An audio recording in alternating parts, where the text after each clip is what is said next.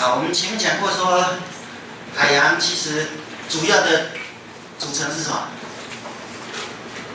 海水有多少是水？我们的海水里面，然后举手，那个助教就帮你们加分，那么简单的。海水里面有多少是纯水？97.5%，就平均的海水盐度大概是35%，所以我们大概有97%、96.5%，都是水，所以我们很重要的来了解一下什么是水啊，所以这叫水分子。那水分子很简单啊，好，我们先看一下水分子，就 H2O 两个氢一个氧啊，那氢很简单，就是它有一个质子在原子核里面，然后它外面有一个电子，然后氧就是它的原子核里面有8个质子，那外面有几个8个电子在不同轨道在跑来跑去，那这两个就会结合成一个水分子。那水分子的特性就是，因为这个氢跟氧两个带电性很明显，所以它有极性，它就形成一个夹角大概105度的，它这个极性就造成水的很多很特殊的物理跟化学特性。我们看一下什么叫极性。刚讲这个氧，它倾向于带负电，那氢离子倾向于带正电，所以正负就会相吸，所以这个就会造成一个比较大的水团所以通常水它就有很多的水分子组成，不是单一的一个水分子，我们叫水团或者就是水一个 cluster。好，所以水很特殊，就是它这个水分子之间有很强的氢键，然后这些很强的氢键就造成它有很大的一个就是内聚力或者表面张力。我们等一下再看。那这个很重要，就是对很多生活在水里面的生物有很重要的功用。好，那水还有一个很重要的特性，就是它有很高的热容量。意思就是说，我要改变水的状态，我就要给它很多的能量。好，所以我们这边简单列了几个所以纯水大概是自然界它热容量最高的第2个它比氨小一点点。所以我们要水每升高1度，就我们把它定义就1卡，就是要给它1卡的能量。就记起来，就是说水的物理化学特性里面有一个很重要，就是它的热容量非常的高，不容易改变它的状态。好，这个热容量我们叫 heat capacity， 就记起来，就是我每一个东西要让它升高1度C，所要加给它的能量，那水大概是1卡。好，所以你要改变水的状态都要很多的能量所以它状态改变也放出很大的能量。好，这我们看这里水一个很重要的特性，这个纵轴是我们叫 density， 就是密度，然后横轴是温度。这温度有2个温度单位一个叫度C，就摄氏或者华氏，你们自己再想一下好，所以我们看到一个最有趣的现象，你看，就这个是它的密度随着温度的变化，我们看到它的密度最高是在大概4度C 左右，温度在增加，它的密度变小；就是温度降低，它的密度也变小。所以这是自然界非常特殊的，就是通常我们有固态、液态、气态，对不对？什么东西的比重，什么东西的那个排列会比较紧密一点？通常都是固体，它会排列比较紧密一点。那水它是一个很特殊，它在4度C 的时候，它的排列最紧密。当你温度冷却变成固体，它反而变成密度比较低好，所以记起来就是水它的最大密度是在4度C。所以你想想看，当我们有一个湖或者一个水体，它温度开始慢慢变冷，它会不会整个结冰？就不容易整个结冰因为它结冰到就冷却到4度C的时候，它比重变最大的时候，它就沉下去。所以你那些生物就不会整个被冰把它封起来。所以就是，纵使在很冷的极端的气候，它水团还是不会整个被把它凝固起来。好，所以记起来就是水在4度C有最大的比重。好，当水我们温度再把它慢慢的冷却，刚刚的那个水分子就变成了冰。所以你看到冰它有一定的结构排列结构，就它的空隙就变多。所以就刚刚讲我们那结冰的冰，它的密度反而是比水还要小，所以它就会浮到上面。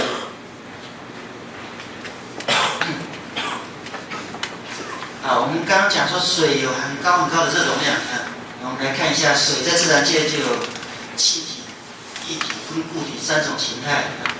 好，我们假设，那个1克的冰，我们要把它升高1度C，它需要的能量大概是1卡左右，跟刚刚的水差不多。那假设是1克的冰，我们把它变成1克的水，我们要给它多少能量？叫溶解热，国中大概都学过了。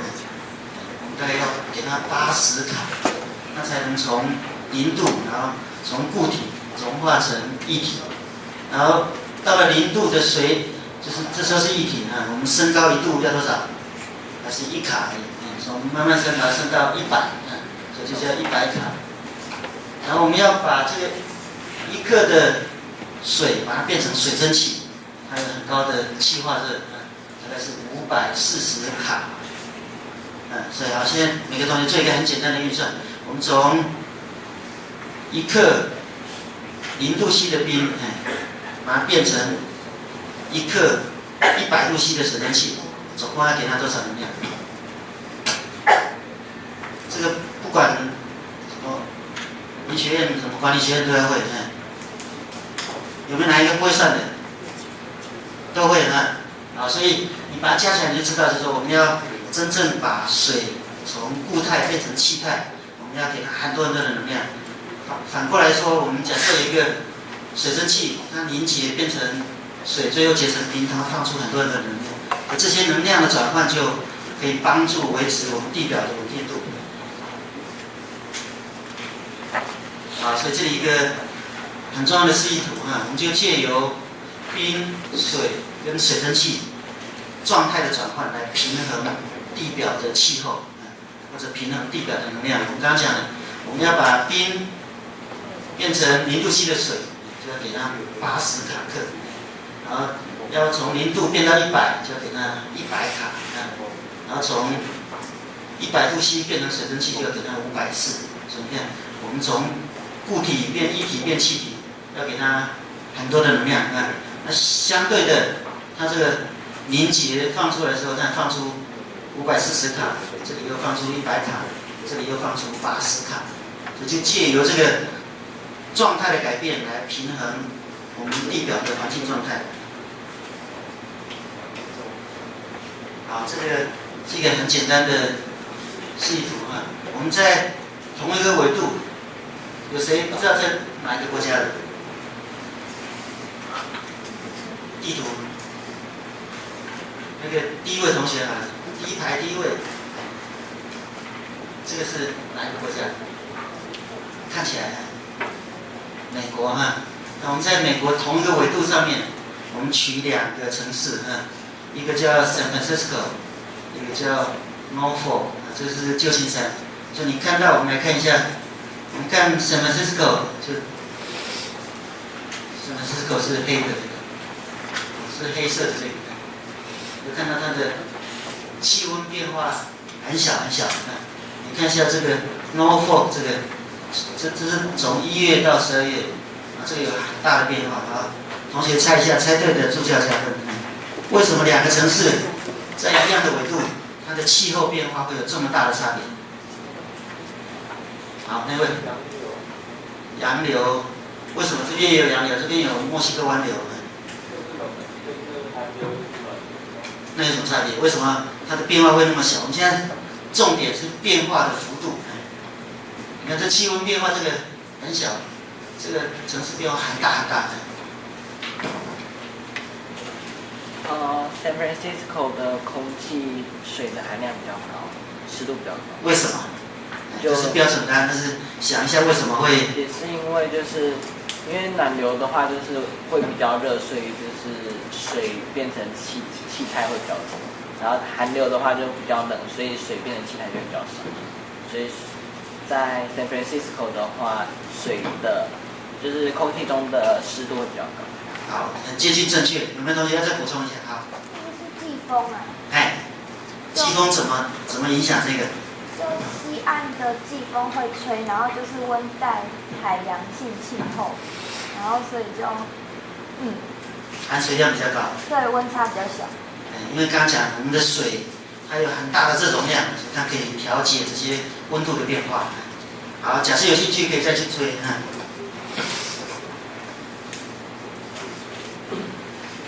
好，我们要慢慢的讲到海洋啊，然后海洋里面刚刚讲主要是水，然后海水跟水的区别是什么？就刚刚讲它里面会有一些溶解的物质，大概占35%左右啊，所以我们最后讨论那个影响水团的特性或者洋流的特性，很重要，就只有2个原因啊。我们这里这个叫 temperature， 我们叫 T 啊。这个 salinity 我们叫 S， 所以以后很多海洋的问题都是跟温度跟盐度有关系。好，哪一个同学知道海洋的盐度变化受什么影响？为什么海水会有不同的盐度？快，那分数很好赚。好，温度我们等下再个别讲。你先跟我讲盐度。什么东西会好？就蒸发的。再吃到那个。所以蒸发强，盐度就高。好像不正确，差一点点。雨量，所以雨量控制盐度好像不正确，有没有更聪明的？温带地区比较冷，所以水分结冰，然后盐度就会增加。所以还没有讲出正解。把刚刚的同学的意见把它加起来。应该是就是主要是看水的总的净蒸发量。对，我们就要刚刚同学讲降雨量会影响，蒸发量也会影响，但是要考量盐度，要把2个要把它加总起来。假设蒸发很多，降雨很少，盐度就要变高。假设降雨很少，蒸发很多，所以要把这2个把它加总在一起。好，所以我们记起来，就是说影响海水密度的2个最重要的原因，一个是盐度，一个是温度啊。然后这个我们叫做刚刚讲的 TES diagram， 就是温度跟盐度作图。那你可以看到，上面这个是我们讲的密度。好，同学看黑板上，看谁可以发现怎么样的密度会最高？温跟盐怎么组合会造成最大的密度？这么简单有没有文学院的？文学院的举手一下。好，试看看。这个图，这就是不同的盐度跟不同温度组合。我们看这个密度是1.021，哪边最大？密度。最下面这里啊，所以是什么状况下会有最大密度？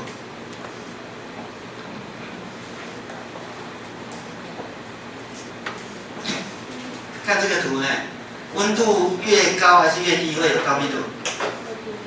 温度低还是高？低呢？盐度呢？好，所以最好的组合就是它有很低的温度，有很高的盐度所以我们记起来，就是我们后面要讲温盐循环，我们哪些水能够直接从表面沉到深部，就是它要盐度要高，温度要低这个叫它的温盐图。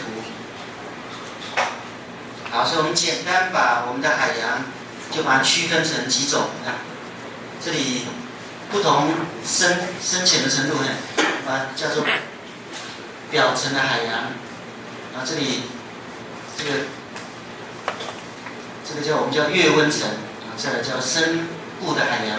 所以简单的讲就会受地表的这风